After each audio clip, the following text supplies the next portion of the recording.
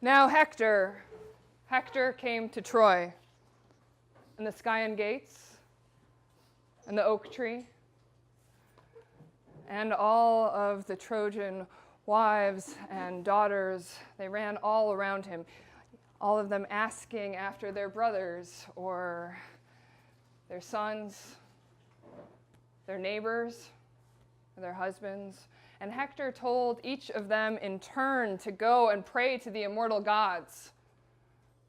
But sorrow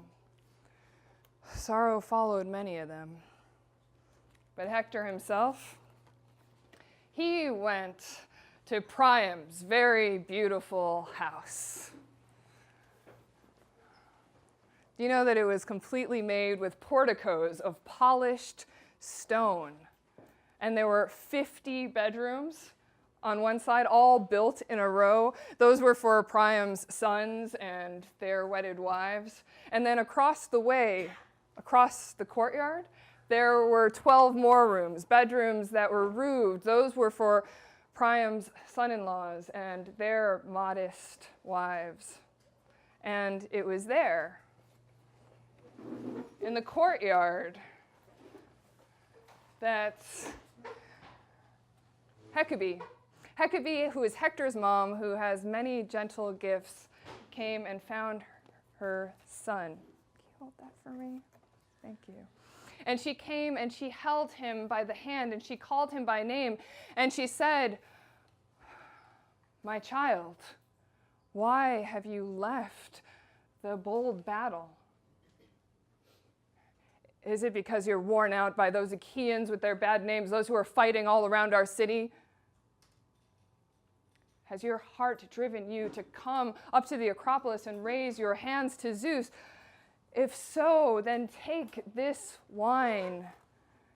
Take this wine. You can pour it out to Zeus, and then you can also benefit from it yourself. If you drink it, you know that wine, honey, sweet wine, it gives a man great battle fury, even one who is worn out, one like you who is worn out from defending his neighbors." That's what she said. And Hector, thank you, with his helmet flashing, answered her, "Mother, please don't try to give me any of the wine. It honeys men's thoughts. You would rob me of my battle fury, and then I will forget my courage. And besides, I can't pour out any libation with these unwashed hands. I can't pray while I am spattered with blood and gore like this. I can't pray to Zeus. But you go to the temple of the pirate Athena, and take all of the old women with you and many things to sacrifice, and take a dress with you, the best dress, the one that is the prettiest, the most delightful, the biggest, the one that you love the most, and lay it on the knees of Athena with her good hair, and promise her 12 cows, yearlings that are untouched by brand or by whip, to see if she might pity the Trojans, our wives and our children, if she might finally hold back Diomedes, the strong son of Tydeus from holy Ilion, That man, he is a wild spear fighter. He's too powerful. He's a master of fear.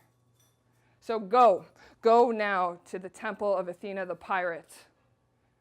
And I'm going to go see if I can find Paris and call him. Not that I think that he'll listen to me. You know, I really wish that the earth had swallowed him up a long time ago. Sometimes I really don't think that any of my troubles, my joyless sorrow will ever end until he goes down into the house of Hades. That's what he said. And Hector went all through the house, ordering the attendants to go and get the old women all through the city. And then she herself went into her bedroom where there were many beautiful dresses. Okay, so these dresses were made by the hands of Sidonian women. They were Sidonian women that came with Paris, actually across the wide sea. It was on that same journey that Alexander had made when he brought Helen here. And now she picked out the one that was the prettiest and the biggest. What do you think? She liked it the most. And it shone like a star. For some reason, it was underneath all the others. And she took it. And she went out of the house, and all of the old women came with her. And they came up to the temple of Athena. And it was there that Theano, with her pretty cheeks, she opened the door for them. Theano, who was Chryseis' daughter and Antenor's wife. Theano was the one that the Trojans had made into the priestess of Athena. And all of the women went in, and they started up the ololuge, this kind of cry up to the gods. And Theano, she took the dress, and she laid it out on the knees of Athena with her good hair. And she prayed, raising her hands up in the air to the daughter of Zeus. Lady Athena, city protector, you who are shining among goddesses, break Diomedes' spear. Send him falling face first before the Skyan gates. And then we will promise you 12 one-year-old cows that have never been touched with the brand or with the whip. If you take pity on Troy and the Trojan women and all of our children. That's what she said as she prayed. But Pallas Athena, she just shook her head. So that was how they prayed there, the women of Troy. Meanwhile, Hector came to Paris's very beautiful house. Now, Paris had built it himself with a bunch of other guys, but they were the best builders in all of fertile Troy at the time. And they built it with a bedroom and a courtyard and some nice halls. It was actually up on the Acropolis right next to Priam's house and Hector's house. And now Hector, he went inside. Hector with his flashing helmet, and he was carrying his spear. This spear was 11 cubits long. Those are like forearms, so probably wouldn't fit in here, but anyway. And the bronze tip was shining, and there was a gold ring that ran around that kept that bronze tip on. And he found Paris inside. Paris was just kind of touching all of his very beautiful armor. He was playing with his shield and his breastplates and his bow and arrow. And Argive Helen, she was there too. She was ordering all of her women, all of the attendants and assistants to do their very famous work. And when Hector saw Paris, he told him off. Daimonie. Okay, so daimonie is a word I cannot translate. It means something like something to do with the gods because it has the daimon in it, right? But it is said in so many different contexts between so many different relationships that I really can't figure it out. And if you can figure it out, this is crowdsourcing. through all the times I use it tonight? Tell me. Daimonie. This anger of yours is no good. Don't you know that your people are dying as they fight along the high walls of the city?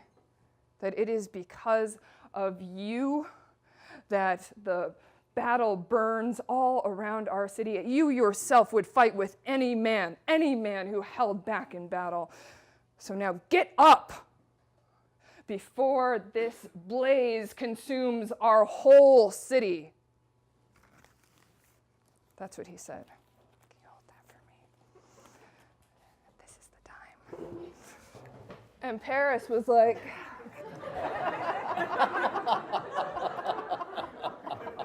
yeah, Hector, you know, you told me off.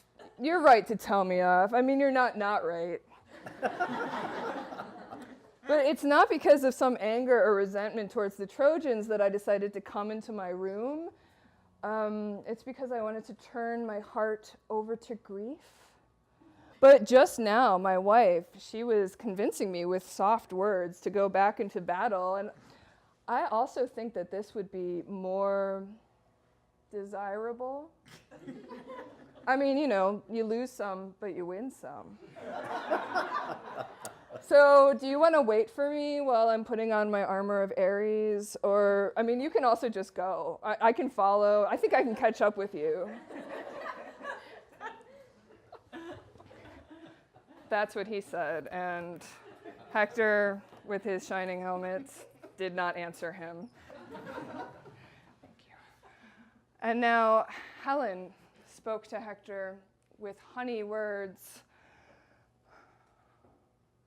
My brother-in-law of me, who's a dog, horrible, scheming, terrible woman. You know, sometimes I wish on the day that my mother had me that there was a squall that was full of bad winds that had just taken me and blown me away to the mountains or into the waves of the crashing sea, and then a wave would have just washed me somewhere else, far away, before any of these things happened. But the Olympian, well, he had other plans, worse plans. At the very least, I wish that I were married to a better man. One who understood why people have resentment. One that had some kind of sense of shame. This one's a flake. There is nothing grounded about his thoughts. There never has been, never will be. I think one day he's going to pay for it. But come, my brother-in-law, sit in this chair. I know that the war work consumes you the most. For me, the dog, and for Alexander, for our blindness. You know that Zeus gave us the worst fate of all, that forever people are going to sing about us in their songs. That's what she said. And Hector, with his helmet flashing, answered her. Helen, don't try to make me sit. Even though I know you love me, my heart wouldn't let me. You know, I just have to get back to the Trojans to defend them. You know how much they miss me when I'm gone? But you get this man up and let him get himself up so maybe he can catch me as I run through the city, because now I want to go back to my own house so I can see my wife and my child. I don't know if I'll make it back this way again, or if the gods will beat me down at the hands of the Achaeans. That's what he said. And he left. And he made it to his own comfortable house. Hi. But his wife, the white-armed Andromache, was not inside. She had actually gone to the walls because she had heard that the Trojans were being worn out. So she went there to cry, and her assistant had gone with her, carrying the child. But when Hector did not find his blameless wife within the walls, he went out to the threshold and he called out to all the housekeepers, "Housekeepers, now tell me truthfully, where has Andromache gone? Did she go with my sisters or with my brother's wives, the ones with the nice dresses? Or did she go with all the other Trojan women that have nice hair who went to the temple of Athena so that they could appease the terrible goddess?" And the head housekeeper answered, "Well, Hector, you ordered me to tell you the truth, and I'm going to tell you the truth. Andromache did not go with your sisters or with your brother's wives, the ones who have the nice dresses, nor did she go with all of the Trojan women who went to the temple of Athena to appease the terrible goddess, the Trojan women with their nice hair. Nope. She went to the walls, to the ramparts, because she heard that the Trojans were worn out and the Achaeans were powerful, and she ran out of here like a mad woman. And the nurse went with her carrying her child." That's what she said. And Hector, with his helmet flashing, he went back down the road that he came in on, all the way back to the great gates of the big city. And he was just about to turn back out onto the plain. But Andromache came running. Andromache, his white-armed wife. Andromache, she was the daughter of Eetion, mighty Eetion. He was the leader of all the Cilician people. Yes, those that lived under Plakos, where the woods are, in Thebe. Okay, so it's actually called Hippoplacian Thebe, which means Thebe under Plakos. Eetion was her father, and Andromache, she was the one who was given to Hector with his bronze helmet as his wife. Andromache came running up next to him, and next to her was her assistant who was holding the infant child of Hector. He was just still a baby, really gentle, adored. Hector called him Scamandrios, but everybody else in the city called him Astyanax, which means the lord of the city, because Hector was the only one that saved Ilion. So now Andromache came up next to him and grabbed him by the hand as she was pouring tears, and she said to him, "Daimonie," that's right, "your battle fury will kill you. You have no pity on me or on your son, me who's soon going to be a widow. Soon the Achaeans, they will attack you and they will kill you. And then I might as well be swallowed by the earth. That would be far better. When I am without you, then there is no comfort left to me when you have met your fate. I have no mother. I have no father. Brilliant Achilles, he killed my father, hardy Eetion, when he sacked the Cilician people and he sacked the city of Hippoplacian Thebe. And you know, I had 7 brothers at home. 7. And they all died on the same day. Brilliant Achilles cut them all down as they were tending their flocks, the zigzagging cows and the white sheep.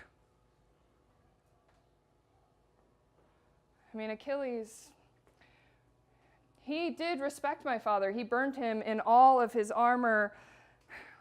He didn't strip him. So then they poured a burial mound over him, and then the mountain nymphs, the daughters of Aegis-bearing Zeus, came and planted elms all around his burial mound. And my mother, Achilles, brought her back here alive for a priceless ransom. But then the arrow-pouring Artemis still killed my mom, who was the queen of Plakos in my dad's halls.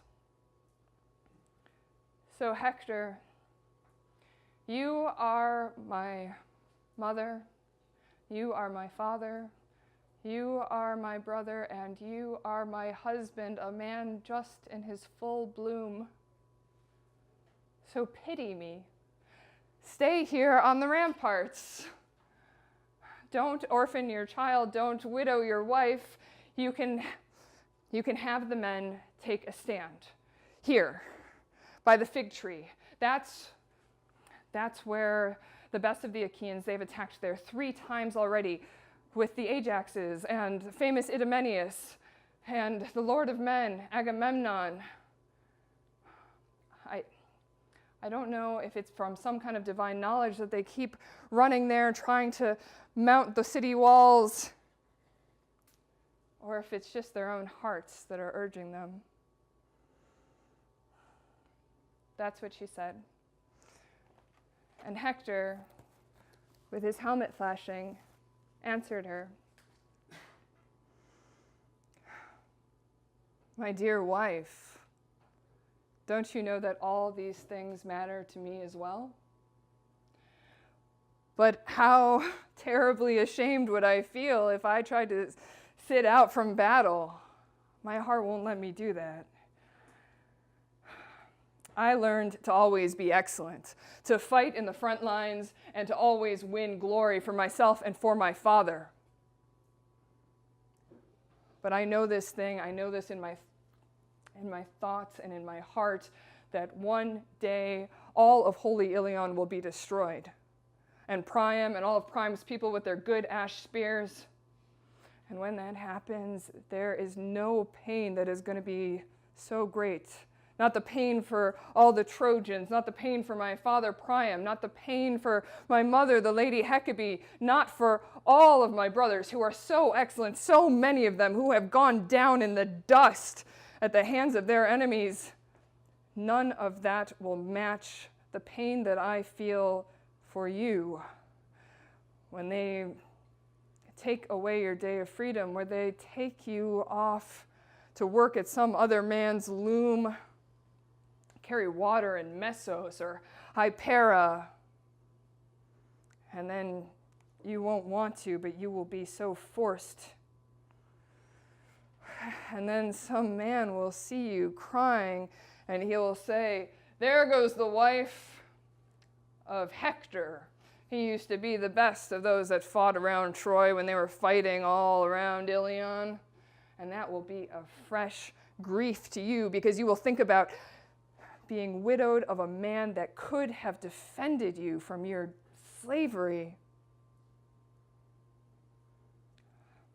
I just hope that I'm dead a long time before that all of the earth is poured over me and covers me so that I never have to hear your cries as they drag you away.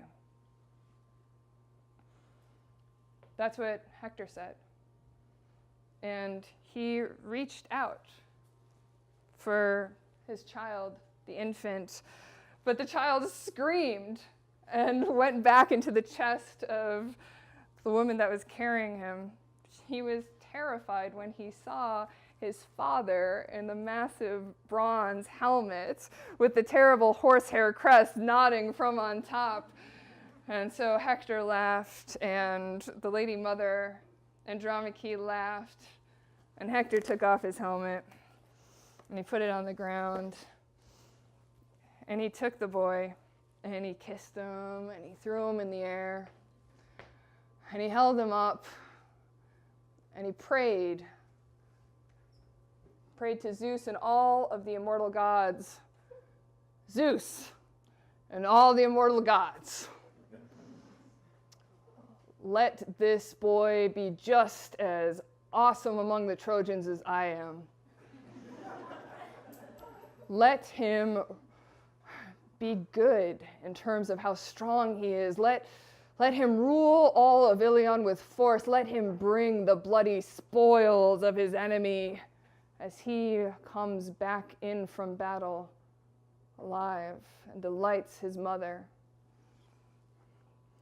And he handed the child to his wife, Andromache, who took the baby to her fragrant chest, and she smiled at the baby as she cried. And Hector, seeing Andromache crying, said to her, "Daimonie, why do you grieve so much for me in your heart? Don't you know that no one is going to cut me down unless it's fate? And don't you know that no one yet has escaped fate? I mean, not the brave man, not the coward. Nobody has escaped it once it's fixed.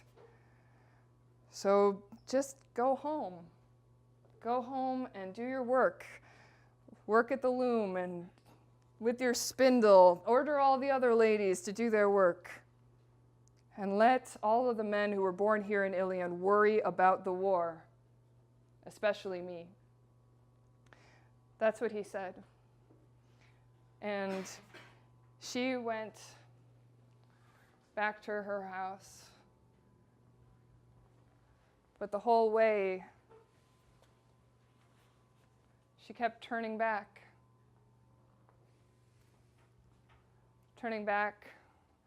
as she cried over her young husband. And suddenly she was at the very comfortable house, her house, and the house of manslaughtering Hector. And she went inside, and all of the servants, they raised the lamentation. And she too began to lament. And so they lamented for Hector all through the house, even though he was still alive, because they did not think that he would ever make it back to the house again. They did not think that he would escape battle fury and the hands of the Achaeans. But Paris? Paris didn't dally. Of course not. He put on his very beautiful armor, and he went running down from Pergamos all through the city. He ran. Do you know what he ran like? He ran like a well-fed horse that breaks free of all of its chains and then just goes prancing and galloping all through the fields. And then they come to a really well-flowing river. And they take a bath. And then the horse keeps going. And the horse holds its head up high, and its mane darts around its shoulders. It's delighting in its own splendor and trusting in its fast feet as it goes here and there, everywhere that horses like to go. That's exactly how Paris now went, trusting in his own fast feet, his armor, his very beautiful armor, shining like the sun. And he finally came to that place where Hector was, where he was just about to turn and go back out onto the plain, but he still lingered where he had this conversation with Andromache, and it's the best Greek verb ever, oristo. It means like this intimate little conversation that we have no word for. And he said to Hector, "Hey, brother, am I late? I mean, did I hold you up too long? Like, was I not right again?" And Hector, with his helmet flashing, answered him, "Daimonie, you know, no man is right, would be right to tell you off about your work in war. You are brave. It's just that it seems like you want to hold back, like you don't even want to fight.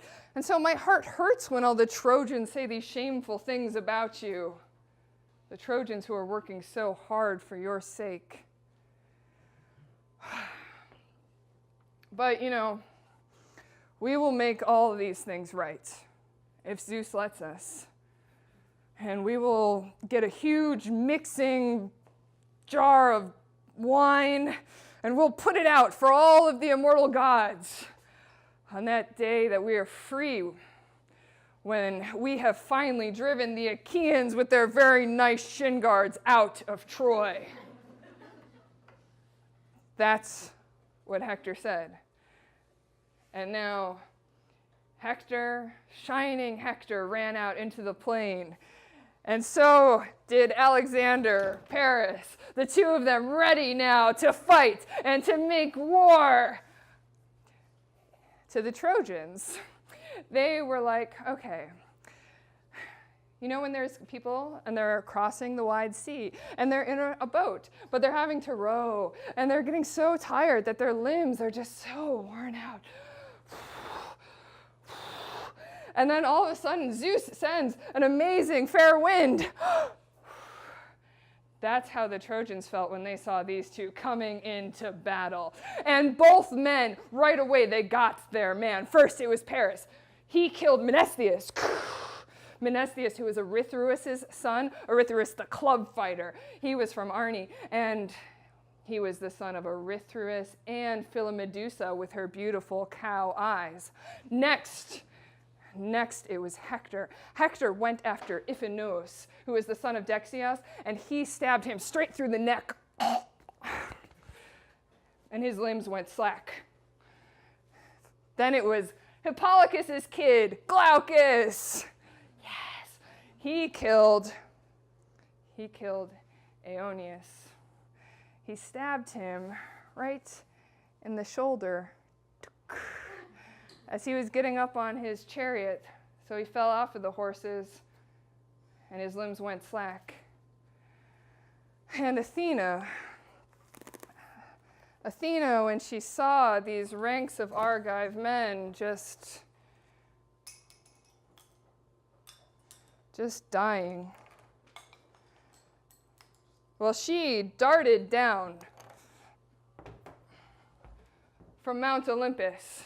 And on the other side, it was Apollo, who darted down from Pergamos because he wanted victory for the Trojans. So now these two came close to one another at the oak tree, and they had a little talk. Now it was Apollo, who was the lord of... No, he's just a lord. He's the son of Zeus. He spoke first. Athena, daughter of mighty Zeus, why have you come down here from the peaks of Mount Olympus? Has your heart ordered you to do something? I think it's because you want to give victory to the Achaeans, since I know that you don't pity the Trojans at all when they die. But why don't you listen to me? And I think it would be much better. We could actually get everyone to stop fighting, at least for today. We could stop the battle, and then they can fight again later until the end of Troy, since it's pretty clear to you and to all the other immortals that you want to sack this city. That's what he said. And the bright-eyed goddess Athena answered him, "Let it be this way, far-shooter Apollo. Do you know that I was thinking exactly the same thing as I came down from the peaks of Mount Olympus in between the Achaeans and the Trojans? But tell me, how do you intend to stop their fighting?" And Apollo, the son of Zeus, answered her, said, "Well, we can rouse up the heart of horse-breaking Hector, so that he will call out all of the best of the Achaeans, and then they will respect him, and they will have to send out one of them as a champion against brilliant Hector." That's what he said. And the bright-eyed goddess Athena did not disobey him. And you know, it was Helenos, the son of Priam, who overheard them in his heart.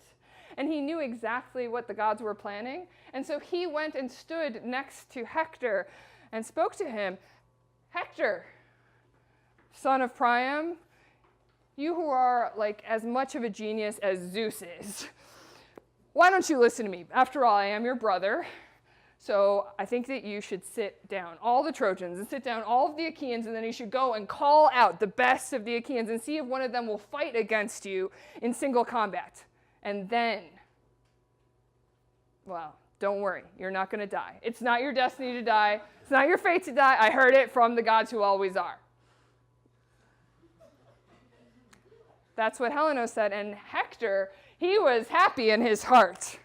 And he went right away among the ranks of all the Trojan men, and he held up his spear in the middle, and he sat them down. And then, on the other side, Agamemnon sat down all the Achaeans with their nice shin guards.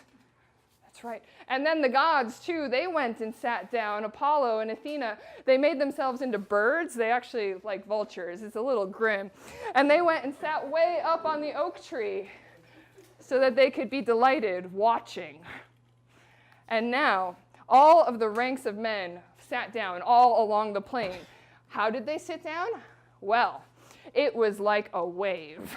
It was like when the west wind comes and there's this huge wave that's all of a sudden roused up and it's shuddering and it's going forward. And as it goes, it darkens all of the water underneath it. That's how now these ranks of men darkened the whole plain as they sat down, bristling with their shields and their spears.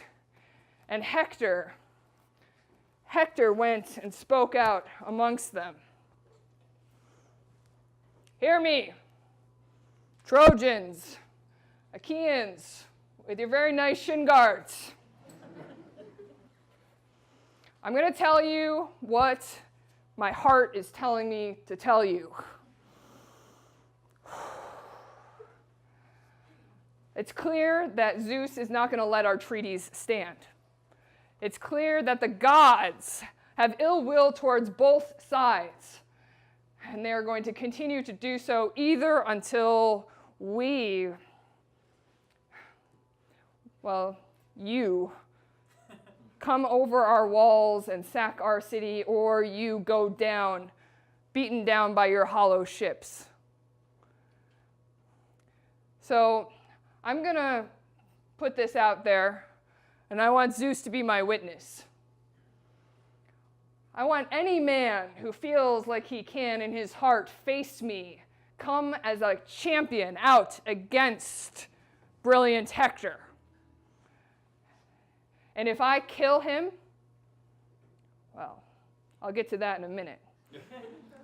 But if he kills me, don't strip my body. No, you can't strip it. Oh my God, I'm falling apart. Strip my body. Take the armor. Take it back to the hollow ships. But give my body back to the Trojans and the Trojan women to give me the proper burial rites. And I will promise the same thing, that if I kill him and Apollo gives me something to brag about, then I will strip his armor and I will take it up to the temple of Apollo as an offering of thanks. But I will give the corpse back to the long-haired Achaeans by the ships, and they can give you a proper burial and make a huge burial mound on the wide Hellespont so that anyone who's sailing along the wine-dark sea will see that burial mound and say, wow, that guy must have died a long time ago, and he must have been pretty excellent to have been killed by Hector, who was the best of the Trojans. That's what they'll say. And then my glory will never die. That's what Hector said. And everyone was stricken to silence.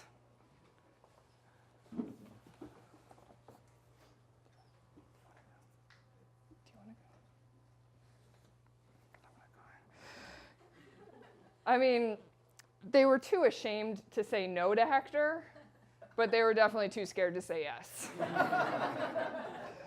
Finally, Menelaus got up. Well, aren't you all a lot of talk? I should call you Achaean women instead of Achaeans. Yeah, I know it hurts. This is an outrage. This is shame upon shame that none of you Achaeans, none of you, not even you, are going to stand up against brilliant Hector. You all might as well just turn into earth or into water. I mean, if you're just going to sit here like this, not caring, not having any sense of glory, it's fine. I will arm myself and go out against him, because victory lies in the hands of the immortals. That's what he said. And oh, Menelaus, right then, the end of your life would have found you right at the hands of Hector, because Hector was a lot stronger than you are. If all of the Achaean heroes hadn't finally just jumped up and taken a hold of him and stopped him and held him back, and finally it was Agamemnon, the Lord of Men, who actually grabbed him by the right hand and called him by name and said, Menelaus, what are you thinking? Now is the time that you have to think. That man, Hector, is much better than you, right? I mean, there are a lot of men who would hate to fight with him. Even Achilles shudders to think about going into battle with that man, and Achilles is much better than you. So look, why don't you just sit down back with your buddies, because we need to find another champion that will be sent out against brilliant Hector.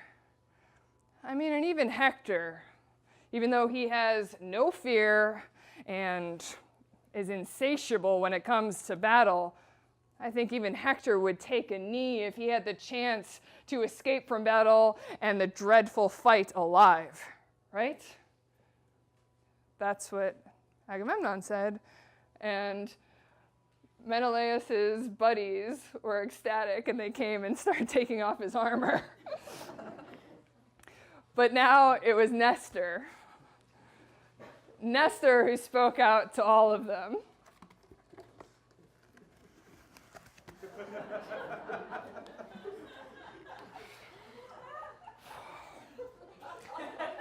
Oh, Popoi! Now great grief has come to the land of Achaea, and I think I can hear the old horseman Peleus groaning.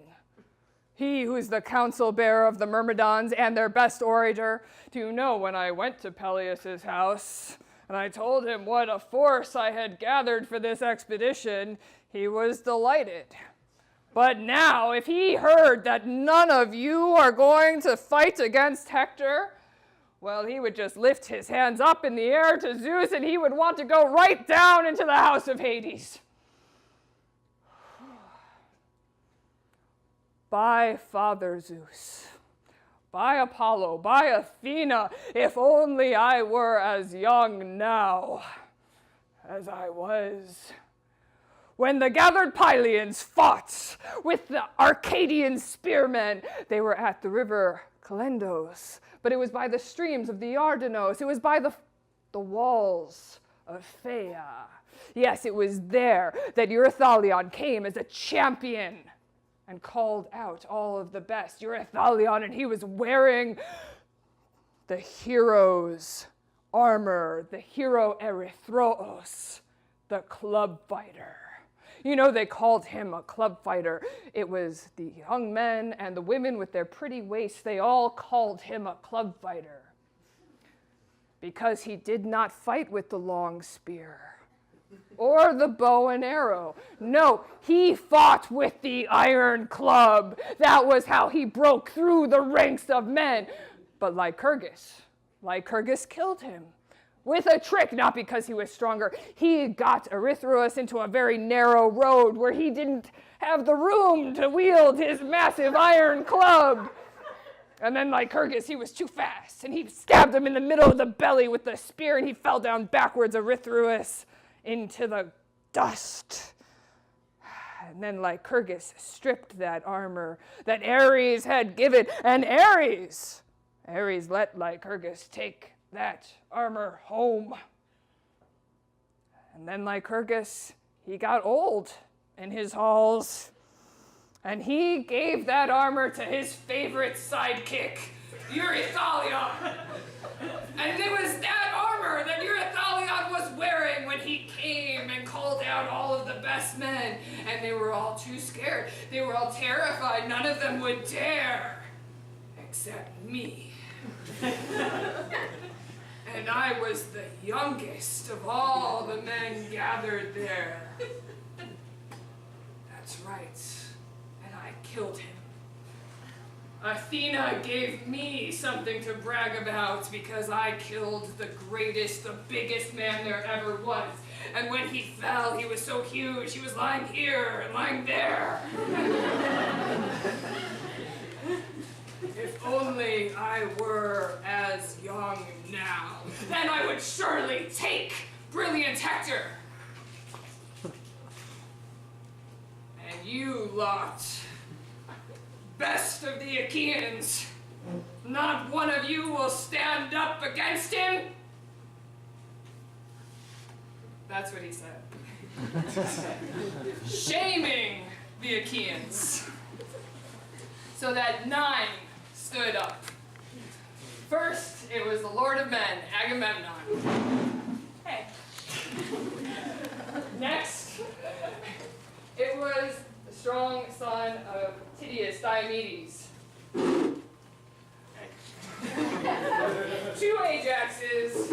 Here. Idomeneus.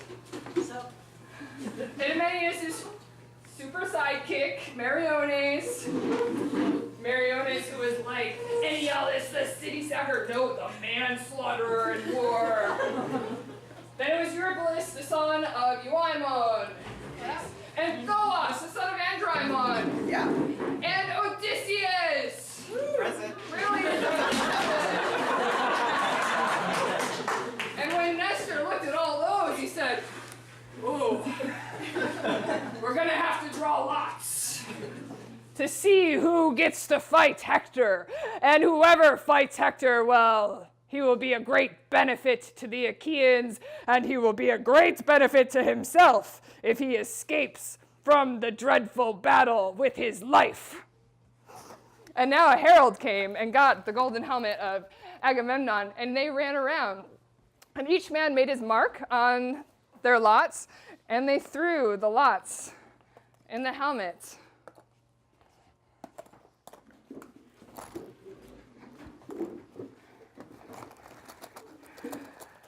And Nestor was shaking up the helmet, and then anyone would be praying, oh God, let it be Ajax. Or at least let it be the son of Tydeus, Diomedes, or maybe even Agamemnon, the one that rules Mycenae with all the gold. Whoa! And Nestor shook it, and the lot came out. And the herald took the lot, and he went running around to see if anyone could recognize what was written on the lot, but nobody recognized it. And finally, he came and stood close to Ajax, and Ajax saw that it was his mark, and he was happy. And he said, friends, it's my mark. I'm so happy. I think that I can take brilliant Hector. Yeah, that's right. So when I put on my warrior's armor, I want all of the rest of you to pray. Pray. You know, you can either pray in secret so that the Trojans don't hear you, or out in the open. I mean, we have nothing to hide. But I'm going to tell you, I'm not going to be beaten down against my will, not by any man's fighting skills or by his strength. No, I was born and raised in Salamis. I've had some practice at this. That's what he said. And then any man would pray, looking up to the wide heaven, oh, Zeus, Father, mightiest, lordliest, you make your plans up on Mount Ida, just please give the glory to Ajax, Or at the very least, if you love Hector and you really care about Hector, give equal kudos and strength to both men. That's what anyone would pray. And now, so subtle. And now, Ajax put on his bronze helmet. He was huge. He was as huge as Ares is. When Ares drives men into battle, those men that Zeus, the son of Kronos, has driven into battle with the rage of heart-devouring conflict, that's how huge Ajax was now. His armor covered all of his skin. He was the wall of the Achaeans, and he took great strides forward, shaking his long spear. And the Trojans, they were terrified when they saw him. And Hector, well, Hector's heart started pounding, and he was trying to think about how maybe he could back out of this and just go be with his buddies. But it was his battle lust that had called out the best. But now Ajax was coming on with his huge shield. His 7 oxhide shield. Let me tell you about this shield. It was made by Tychios. He was the best leather cutter in all of Hele, and it had 8 layers. 7 of oxhide. They were made from the fattest, biggest bulls ever, and the outer 8th layer made of bronze. And Ajax, he went striding forward, carrying this shield like a tower. And he was the first, as they got close to one another, to call out to Hector, insulting him, threatening him. Hector, now you're about to learn how the Danaans fight one-on-one. You know there's a lot of us, right? I mean, even after Achilles, the lion-hearted, the man who breaks men, well, Achilles is lying by his ship now, by his seafaring ship, just raging at Agamemnon. But there are still plenty of us to stand up against you, and I think we can beat you down. That's what Ajax said. And now Hector, with his helmet flashing, he answered,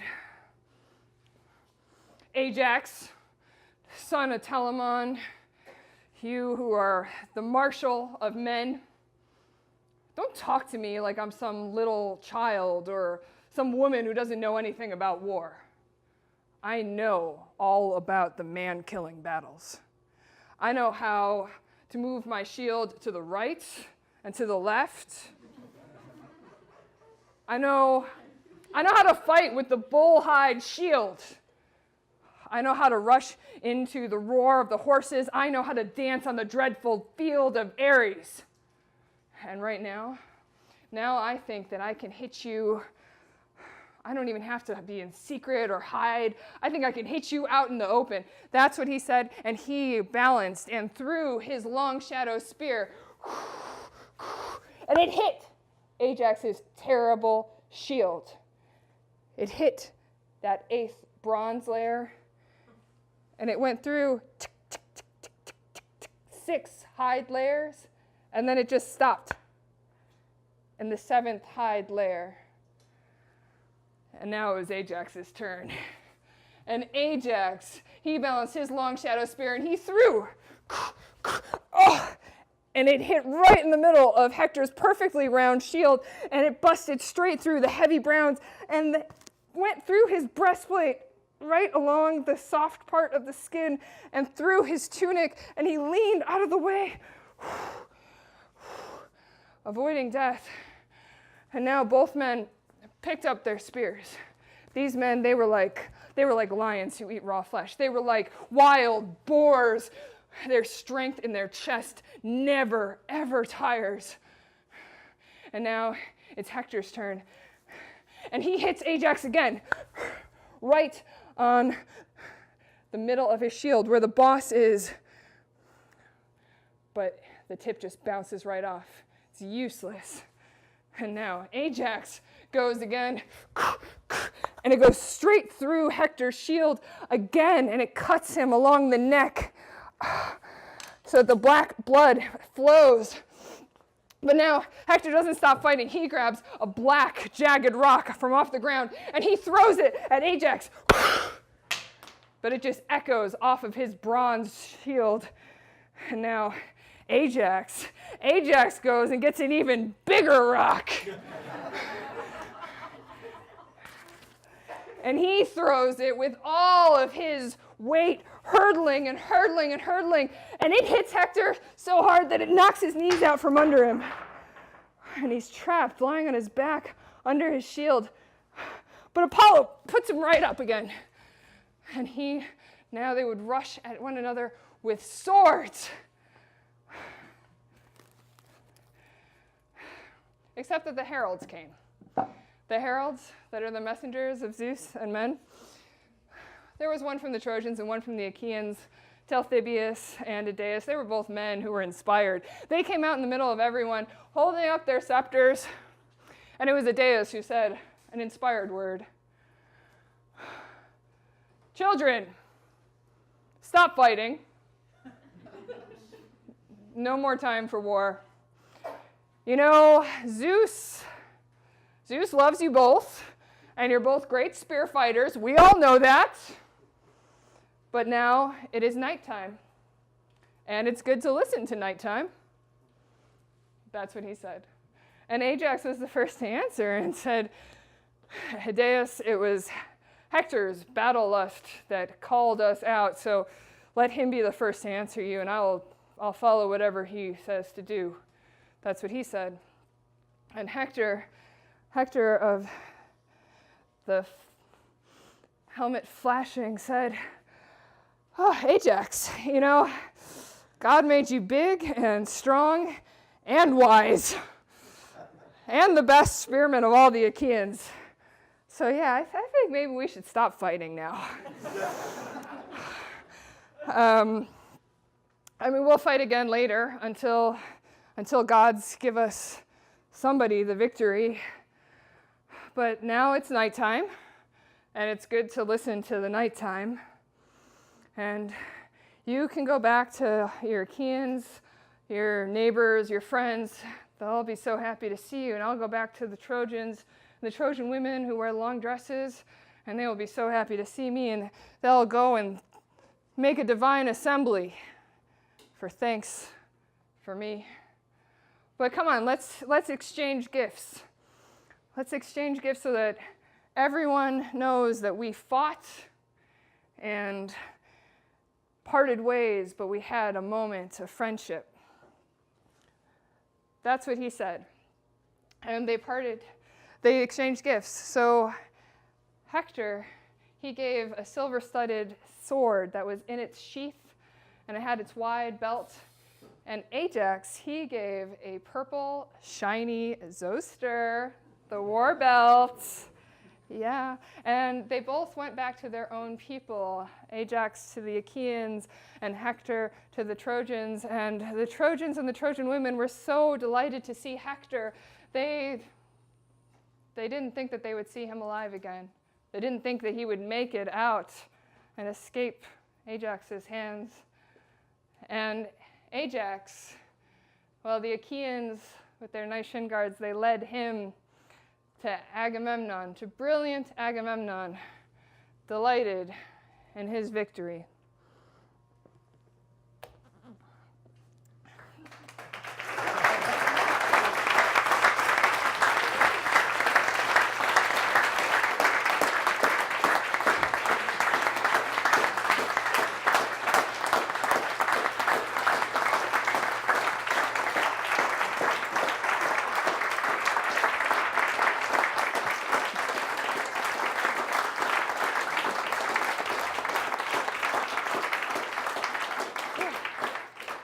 Thank you so much, everyone, for coming. I want to thank, as usual, Vardapin and Ahmed, who's awesome. Alex Martalogu. All of our awesome volunteers tonight, thank you so much. And Talya Rubin, who is this week's director.